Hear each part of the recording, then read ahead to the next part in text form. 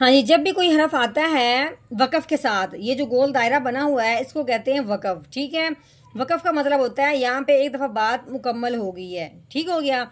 अब जब बात मुकम्मल होती है तो फिर जो वक़फ़ के साथ वाला हरफ होता है उसको कर देते हैं साकिन। साकिन का मतलब ये है, जिस तरह ये जज़म है ना, दाल दुमा बनी हुई है, जिस तरह जज़म आने की वजह से हरफ साकिन हो जाता है, वैसे वक़फ़ आने की वजह से भी हरफ साकिन हो जाता है। अगर तो वो वक़फ़ के साथ वाला आखिर वाला हरफ हो ही साकिन तो उसको तो फिर वैसे ही रहने देते हैं। लेकिन यहाँ पे रॉ के ऊपर क्या लगी हुई, पेश लगी हुई है, यानी कि रॉ साकिन नहीं है। अब हमने वक़फ़ की सूरत में रॉ को साकिन करना है। अब साकिन का मतलब क्या है, मतलब ये है कि उसके ऊपर अगर यानी पेश लगी हुई है तो उसको हमने उतार देना है। ज़बर ज़ेर पेश में से कोई भी हो उसको हमने क्या करना है, हटा देना है। तो पीछे रह जाएगा सिर्फ रॉ। रॉ की आवाज़ हमने सिर्फ पढ़ते हुए मखरज की आवाज़ निकालनी है, ज़बर ज़ेर पेश की आवाज़ नहीं निकालनी। अब निकालेंगे कैसे, पहले हमने पढ़ना है रो पेश रो कबीरू, आगे वक़फ़ कबीर। ठीक हो गया। रॉ की हमने जो मखरज की हल्की सी आवाज़ है बस उसको निकालना है, कबीर। हर हरफ को आखिर पे साकिन करना है। अगर वो साकिन ना हो, अगर वो पहले से साकिन हो फिर उसको वैसे के वैसे रहने देना है। नहमदुहु व नसल्ली अला रसूलिहिल करीम, अम्मा बाद फ़अऊज़ु बिल्लाहि मिनश शैतानिर रजीम, बिस्मिल्लाहिर रहमानिर रहीम। अस्सलामु अलैकुम व रहमतुल्लाहि व बरकातुहू। उम्मीद है आप सब खैरियत से होंगे। इंशाल्लाह जहाँ होंगे ईमान और सेहत की नेमत से माला माल होंगे। हाँ जी, तो आगाज़ करते हैं हम अपने आज के सबक का दुआओं के साथ। तो चलिए शुरू करते हैं। अल्लाहुम्मा सल्ली अला सय्यिदिना व मौलाना मुहम्मदिन व अला आलि सय्यिदिना व मौलाना मुहम्मदिन व बारिक वसल्लिम। रब्बि इश्रह ली सदरी व यस्सिर ली अमरी वहलुल उक़दतम मिन लिसानी यफ़क़हू क़ौली। Rabbi ज़िदना इल्मा, rabbi ज़िदना इल्मा, rabbi ज़िदना इल्मा। अऊज़ु बिल्लाहि मिनश शैतानिर रजीम, बिस्मिल्लाहिर रहमानिर रहीम। हाँ जी, ये दाल है। दाल के बाद जो दाल आता है, ठीक है, नरमी के साथ अदा करना है। इसको जा की आवाज़ बिल्कुल नहीं निकालनी। इसके ऊपर जो लगी हुई है इसका नाम खड़ी ज़बर है। खड़ी ज़बर ये वाली जिस हरफ के ऊपर आती है उस हरफ को एक अलिफ के बराबर लंबा कर देते हैं। अब ये आइए खड़ी ज़बर दाल के ऊपर। अब अपने दाल को लंबा कैसे करना है, दाल खड़ी ज़बर दा, ठीक है। पहले पढ़ना है दाल, बाद में कर देना है रा, ठीक है। राल खड़ी ज़बर रा।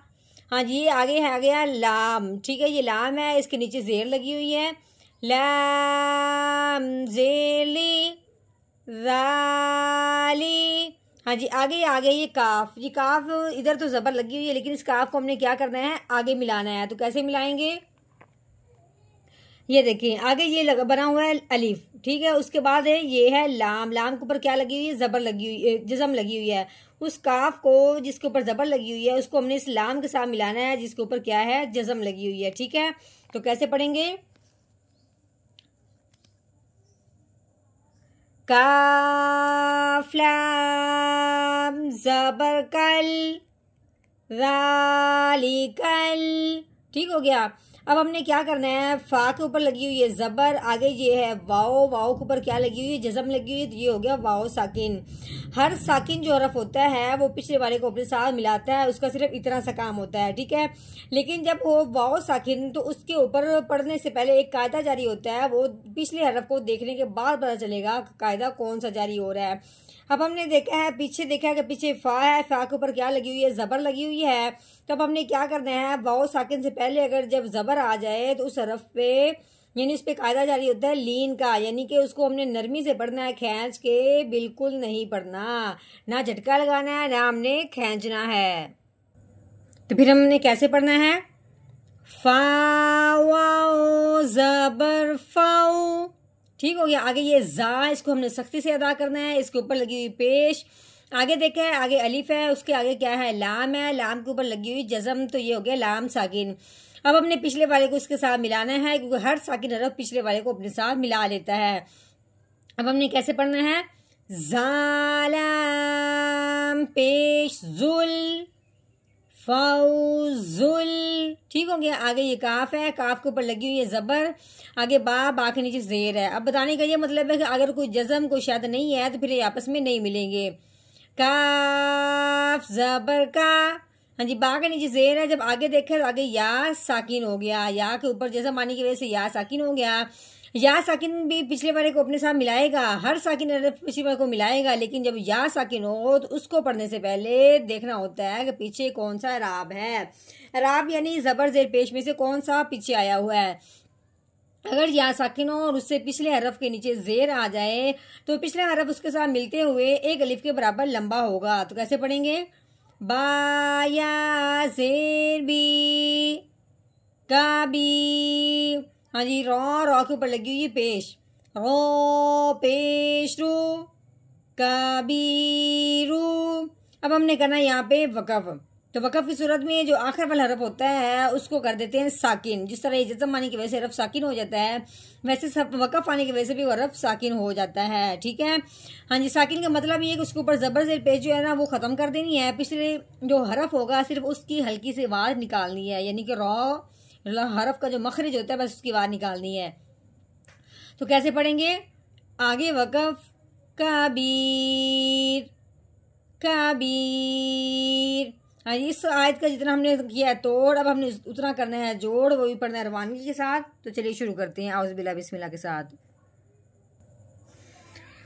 अऊज़ु बिल्लाहि मिनश शैतानिर